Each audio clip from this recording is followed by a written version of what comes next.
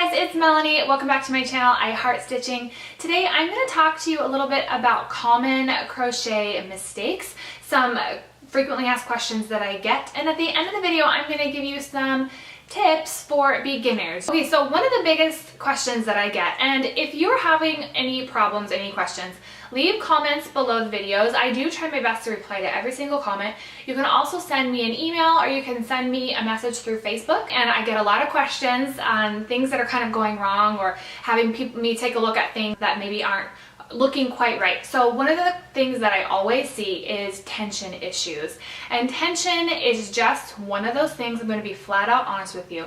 If you're a beginner, tension is going to be something that comes with experience, okay? If you are a beginner, you are not going to have the tension down perfect right away. It's just not going to be how it is. It takes practice, it takes patience, and you know, this is something that I see all the time, okay?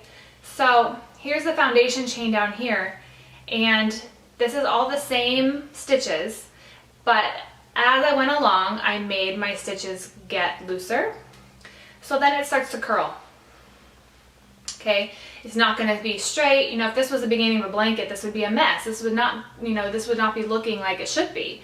And so the problem is the foundation chain here at the bottom was way too tight. And then as I was going, you know, you feel a little bit more comfortable, your tension loosens up a little bit. So one of the biggest ways to combat this is to make sure you don't make your foundation chain too tight. As a beginner crocheter, it's really easy to make your stitches really tight. You're really tense, you're up here, you're stitching, you're really worried about how it's turning out. Does this look good? I don't know what I'm doing. And you tend to tighten up your stitches as you go. It makes it so much harder when you do that because the yarn isn't gliding in your fingers, it's not gliding along your hook. It's hard to put your hook in your stitches. That's a common problem that I see is tension. And you know what? It's one of those things that's just going to get better with practice and with experience. That's why gauge is important a lot of times with patterns. Gauge is basically a test piece, you know, like a little crochet test to make sure that you are crocheting at the same size as the pattern requires. So like for my slouchy hat, I have on my blog post, I have a ruler and the hat and everything measured out so that as you're going along, you can make sure that things are measuring the right size. Otherwise, it's not going to fit you. If you're a real tight crocheter, it's probably not going to work and be the right size for your head. It's amazing what tension can do to a pattern. Even if you're using the right size hook and the right size yarn, if you're a real loose crocheter or a real tight crocheter, your product is going to come out looking totally different. So that's something to just keep in mind as you are learning. Another question that I get all the time is how do you keep your sides looking straight? So let's say this was the beginning of a washcloth. Can you see that there? And this is clearly not straight up and down. So I get this question a lot. This happens when you get to the end of your row and you don't have enough stitches. So your stitches each time are getting less and less and less. So the thing that you really want to pay attention to is the ends. You know, look at the pattern, count your stitches. Make sure that in each row you have the correct number of stitches that you're supposed to have. This could also happen if you are tightening up your stitches as you go. You can have it be, you know, kind of come in a little bit because your tension again is off a little bit. But generally this is because you aren't finishing out the row properly. So if this is happening to you, pay attention to the end of that row and make sure you count your stitches. Another thing that happens, and I tried to make this do this, but it didn't really, it's sometimes when you know how to do it, it's hard to make it wrong. You get your ends that are curling. Sometimes in my baby blanket tutorial, I have had people ask me, oh, my edges are curling in.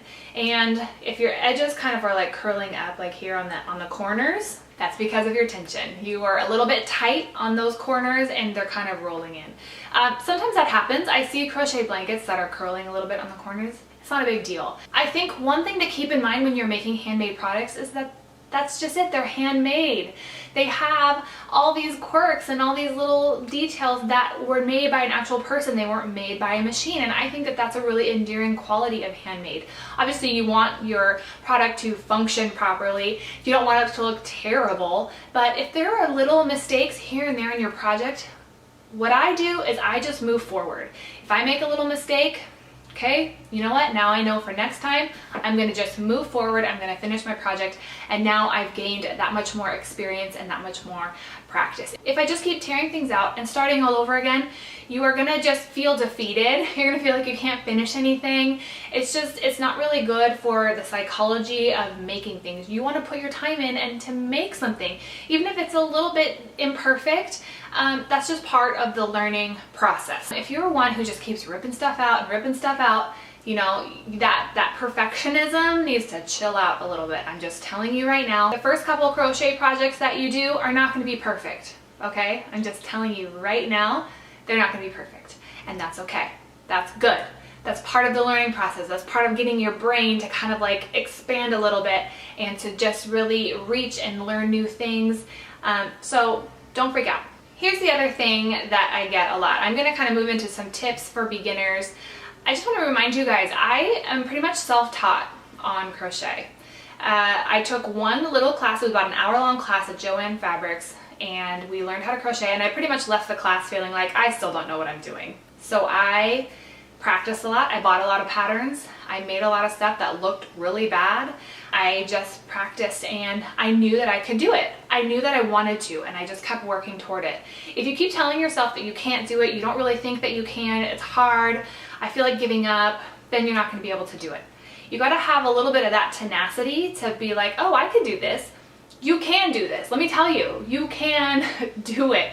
This is crochet. It is not rocket science, okay? You can totally do it, but it does take practice, a little bit of perseverance, a little bit of tenacity to say, this is kind of frustrating, but that's okay. I'm going to work through it. I'm going to take a deep breath. I'm going to make myself a cup of tea, and I'm going to figure this out. Because I can figure this out, and I have a goal, and I want to reach my goal, and I want to make this thing that I want to make, and I'm going to do it. So sometimes you kind of kick yourself in the booty and say, you know, we're going to do this thing. We're going to figure it out. I get comments sometimes, this is hard, you're going too fast, you know, I don't know what I'm doing, I'm going to give up. And to those people, I want to say, you're giving up too easily. You're giving up too easily. That's just that. You don't think you can do it. And if you don't think you can do it, then you won't. And you got to think that you can. Push pause. I know sometimes the videos when you're really new and you don't feel like you know what you're doing, they feel like they're going fast. There's times where I have to speed things up in order to get through the video so that it's not super long. So, you know, push pause, take a deep breath, rewind the video. There's that nice little 30-second rewind button. Just work at it. Keep working at it. So much of crochet is learning the muscle memory and just practicing. That's so much of what it is. You know, I know what it feels like to feel dumb, to feel like you don't know what you're doing, to be such a beginner that you really feel out of sorts and out of place and not sure what is going on. I want you to be as successful as possible with this.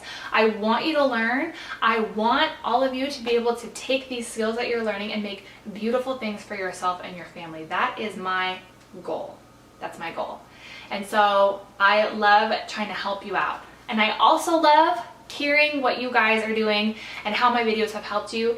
It makes my day. I love to see the photos. I love it when you guys post pictures to my Facebook page and you send me pictures on Instagram and email and all that stuff. I think as a maker, as somebody myself, I'm a maker, I'm a creative. I love to make things and you know, just make beautiful things for me and my family and the people that I love. And I also love seeing other people do that for themselves and their own families. It's just so rewarding to me. So I love to see your positive comments too. They're so amazing. So keep those coming. If you guys have a good story or a photo, you know, I love to see them. So let's recap what we talked about here. First of all, you can do it. You totally can. I have absolutely no doubts. You can do it, and you have to tell yourself that you can do it. Because if you don't, then you're gonna have all this self-doubt and this other stuff kind of come in, and you're gonna give up. Maybe. Hopefully not. Second thing, watch your tension.